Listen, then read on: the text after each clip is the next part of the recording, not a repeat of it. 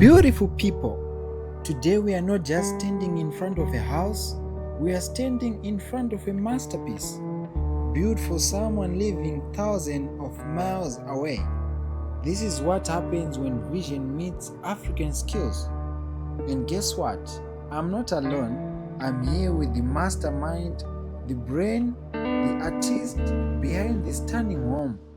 How are you, my brother? I'm fine, and you? How are you doing? I'm good. Great. So I wanted to know, when you see this ground for the first time, what was on your mind? Yeah, you know what happens when you are called as a designer to engage on a project. The first thing is for you to get the adequate requirements for you to start, which is the site boundaries, the brief, client's brief, so that we are in line with the design. Right. So those are the things I requested. Following up from there, you start doing a sketch, which is the preliminary design. You do a sketch, you come to site, you identify your views, your land type, soil type, your terrain, things like that. You have to take them into consideration. How you want them to feel in the building. Those are the things I had to look into. Then I went back and advised them that we are going to have our house like this. This is going to be your master bedroom. These are going to be your other bedrooms. You identify what you want them to see, what you want the client to see when he wakes up in the morning. That's right. Things like that. What you want them to see when they're in the kitchen. That feeling, it has to be taken into consideration when designing. Wow. And just giving an example of the person you are, you are just someone who's like, someone who can work even a dead body. When I say that, I mean like, because just to have something like this is not something which is very easy. Yeah, I and understand. Especially if you are doing it for someone who's not on the ground. That's another challenge. You are not doing it for yourself. You are That's doing it for someone else. So true. you have to fit in that client's shoes. And that you adopt that feeling and you create something which will impact on them. But looking at this structure here, we cannot say this is an African structure. But although it is in Africa, what challenges can you say? Maybe if you are to build this structure, you might face this. Yeah, of course, generally, the general challenge mainly on construction. After you design, you submit to council. Of course, there are delays. Nowadays, it's better. The lead time for you to get your plan approved or from the city council is now better. Even the costing is now better. So after that, you engage the contractors. You advise your client that we are going to have 1 or 2, 3 contractors to do a quotation for you. Okay. We select the best contractor with best price and with also referrals on where they've done their projects before. The main contractor is the one who is critical. The one who is going to take the structure from the ground is the one who is critical. So the challenges came when we are now doing finishings works. Okay. With other subcontractors. All right. So when you are now engaging the aluminium guys, you are engaging the timber doors, you are engaging the plumber, you are now engaging an electrician, things like that. Those contractors, if they don't work well with the main contractor, there is a challenge. Wow. So that's what you have to manage mostly. And it's even difficult for you to mix different people. Like it's very difficult. Another one will come and say, I'm cutting the walls to put my plumbing. Another one will be saying, I'm done with the plastering. I'm not coming back to fix that space. Yeah. The electrician has to fix. Of course, you have to manage them. You have to talk to them. Guys, we want this project to be on point. Wow. We want quality for our client. Even the steel fabricators, they'll be on board. A lot of people. You know, you remind me of this joke. You know, I saw a picture on TikTok where the water was coming from the electric circuit. Then people were asking, who are you to call to fix the problem? So I think it comes back to that that same question that it's very difficult to manage people because. Another thing why it's very difficult, you know, when we are doing residential buildings, yes. you can't put a lot of money on them. It's not a business. Okay. So you can't hire an electrical engineer.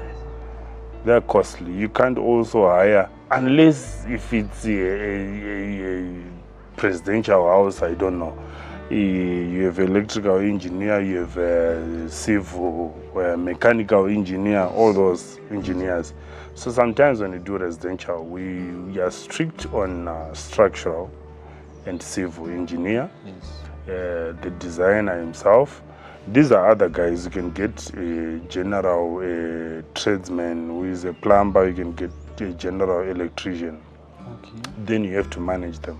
Sometimes as a designer, we do the electrical. Instead of an engineer to do the electrical layout, we do the electrical layout, we do the plumbing layout. Okay. So I have to check when I come that plumbing is laid correctly, yes. And the electrical is in line, and what I want to achieve, it's where I want lights to be, is exactly where they are. Okay. All right. So I also wanted to ask, you know, comparing I think in November, comparing from November to this time, and comparing it to like 2022, 2028, do you see what change have you seen in terms of infrastructure and development in Zimbabwe? Yeah, there's an element of change. I think people have started to understand in Zimbabwe that the only way to secure your money, besides banks have let us down before, we have records of that. Yes. And now the only way to protect your money is into infrastructure. Wow. So whoever has money, the first thing they think of, if it's money to build a house, they'll build their own house. Yes. And another thing you have to consider, yes. There's population increase. That's true. We have a backlog of residential buildings. Imagine how many people are in Chitumiza right now. How many people are in Mbare who are renting. You find one house with 3 bedrooms has a lot of people, up to 15. That's true. So we have a big deficit of residential units in Zimbabwe, specifically in Harare. So the only way is development. Let's put our cash into infrastructure. Even the government is assisting in building flats. The people are doing so. General infrastructure, there's an infrastructure boom, despite the fact that there's a challenge in money in our economy.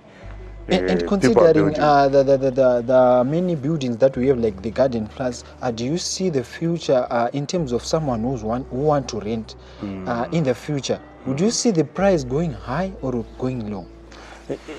Yeah, you have a good question on that. You know what's happening in Zimbabwe in terms of this cluster development. Yeah, as a designer, of course, you might be ignorant to just say I'm designing and collecting the money and go. Yes. But it's going to catch up with us. That's how? Take a look on this. We are not developing the infrastructure for example, sewage, rainwater drainage, water supply, dams. We are not developing that. That's right. But we are busy adding a lot of houses in a residential space. For instance, there is Mount Pleasant. It was designed for example, 100 people. That's right. If you imagine if you add another 1,000 people, what is going to happen? Wow. It will end up being like Mbare. Mbare is exploding sewages all the time. Yeah. So we don't want that kind of development in a nation. So we have to go back to the drawing board and start developing the infrastructure to accommodate the number of people we want to put in the area. We need schools. In every area you're going to develop, in every residential space, you need schools, you need hospitals. That infrastructure for stormwater, rainwater, sewage, water supply, all that needs to be developed. So imagine. Yeah, and I think you have talked a valid point, because I think a day like yesterday, I think I saw a bore being drilled in the CBD, just near the road. Imagine, we as a nation, we stood so low to an extent that we are now drilling bores in the CBD. Wow. Something big. That should not be the case. That's right. We should be having a 24-hour water running in the CBD. That's right. If you can tell when you are moving in Harare, you can tell. You try to see. If you see water flowing in Harare, just know today we have water. If you see water flowing in the road when it's not raining, you know today there is water. If you see it's dry, there's no water. There's no water on the taps. Just know that. Wow. That's Harare for you. That's Zimbabwe for you. But we don't expect that. We hope that will change. And that term, it seems like Zimbabweans, they are more focused on what's it today, not for the future. You are right. We are becoming selfish. That's true. I'm not excluding myself. Yeah. As Zimbabweans, we are becoming selfish. That's true. We are just focusing on ourselves. That if I'm getting money on my own, yes, it's okay. If I'm feeding my family, it's okay. Even if someone else is suffering, that's true. We are becoming too selfish. That's true. That cannot develop a nation. That's true. People should be open-minded, should open their hearts, and be such kind of people who feel for others. If you walk in Bari and see something happen, you should impact on yourself that, hey, this kind of thing. That's Imagine. So if you are to be given the chance, maybe to change one thing or two in Africa, what could it be? Generally, if I'm to focus on development, because that's what I know best, we should have proper planning whenever we are developing, getting the right people. You can't give a tender for someone who can deliver. You can't give a tender for someone who is calling himself a category A contractor who doesn't have a cent in the bank. What kind of category A you are? We give you a project, you can't deliver, you tell us you don't have money. We will not accept that. If we are to develop a nation, we need people who are capable to deliver for the country. One thing to change, generally, is just developing, getting the right people to do the job. So maybe most of the time I do videos with people who are building in the rural areas. As in architecture, what advice or message would you give someone who wants to build a house in the rural area? Good. Firstly, I would start with making use of our local environment, local materials. Whenever you get into an area, try to identify what do you have in your area. We can't let go that thatching we have in our rural areas. It's cheap. Those poles we are having, those we have to make use of that. Those are you need the rocks themselves. We have to make use of that during construction. Make use of what you have in your local area. Even the farm brick itself. When you treat it well, it can last for more than 100 years. So you can't be buying brick from Harare. Or maybe we can just buy brick for the foundation only. That's true. But as we are going up, the farm brick can stood this time. We can use farm brick. If you know, in Highlands, we still have another house built by farm bricks. In Highlands? In Highlands, we have a house right now. It is lasted for, it's still standing right now. Whoa! You see what white people were doing? They were even building with compacted mud. That's true. To waste resources. Just get the right person to advise. Utilize what you have in your area. Each and every area has its own strength. Materials, be it the environment. You find in another space there is soft soil, another space there is no need for strong special foundation. You have to identify that. So our clients have to get the right people. People are developing back in the rural areas because Harare is now becoming overcrowded. The cities are now becoming overcrowded. At least you have something to fall back on. If you don't have a house, and you don't have a house in the rural area, what are you doing in Zimbabwe? At least you have to go back and build something in the rural area, in your own rural area. Things become tough in Harare, you go back and stay and enjoy. People should develop their rural areas. They come back to Harare to work and earn money, go back and enjoy and have a peaceful environment in the rural areas. There is no this chaos of traffic, no this chaos of water supplies, sewage. There is nothing like Even that. food. Even food is there, readily available. Imagine. So when I'm walking into the farming industry, I always ask people what do they think about phone farming. But when I meet with you, and I was impressed to see that you are working with someone through the phone. Maybe someone who's watching is in diaspora. What message would you give them? Maybe they are afraid to deal with someone in Zimbabwe on the ground. What message would you want to give them? My message to someone who is out there, please try to get in touch with someone who has done it before. They'll be able to share the right people to deliver the job. Referrals are key. You get a referral, you check what they've done before. That is the first step. If you just go online and say, I have seen these people doing something, I'm going to engage them. My guy, that's a bad start, I'm telling you. I might post something online that I've done good on House Kanyongo, but before you meet the Kanyongos and have a seat with them to talk and understand the person you're engaging, you will not know about me. That's true. Talk to the person I've done the job for. They will advise that he's the right person or he's not the right person. Wow. Wow. Referrals are key. Wow. So judging from this house, what time can you say maybe in 2 years you can build this? If you have the money, what time of period can you say it can be built on? I think I would rather put it in of course, it depends with the person you are engaging. With money, in 4 months, you can be able to complete. Wow, in 4 months.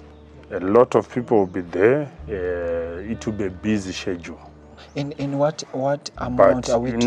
In a standard, I would rather, having one contractor, let's say a year, you should be able to complete. Okay. At least the building could have stood this time, test of time, gone through one raining season, things like that. Also, so you also consider that time that you live with that? Yeah, you have to consider. But if you have a busy schedule, you try by all means to counter that by having regular checks, regular inspections. But if you have your time, the building should at least be said it's concluded or it's done after a year. And what amount are we talking about? Maybe for all the costs, like a range? Can you say maybe? I think we are talking of 400,000 to 500,000 on a project like this when it's completed. Wow. And would you recommend someone who's in the rural areas to build something like this? I think not to that extent. Rural areas is a place, of course, it's a place where you should enjoy, but at the same time, you should take consideration that most of the land in the rural, we do not have title deeds. That's true. That's true. It's not yours forever. You can't claim the value back. You can't resell. You can't take it to the bank for collateral. you can't put a huge investment like that. And you know, You have to go step by step. That's true. If it's a commercial, then that's fine. A commercial building in the rural area, Yes. you know you have the papers. It's registered by the rural district council. That's true. But if it's a residential building, it's not inspected, it doesn't have the papers, you don't have accurate boundaries, things like that. So you have to develop in such a manner that it's comfortable. That's true. It's comfortable for you to come and enjoy the holiday. And you know, that's the most problem that we now have in Zimbabwe, because you know, other people that are even being scammed when they buy land. You can even buy land today, then you come up tomorrow, then you find someone want to build on that house. On that house, they will tell you that those are sub-book deals. You are no longer going to get that space. You should move. So I think the government should look ahead in giving people title deeds in the rural areas. That's true. If you want people to be comfortable with their rural areas, if you want people to enjoy and say they claim that this is my space, Yes. they should give them title deeds. Guys, I think you heard from the man himself. If you not yet subscribe, like and share. I'll drop their number in the description box. Maybe you are in diaspora, you need a project. Maybe you are in Zimbabwe, you need a project. You just contact him.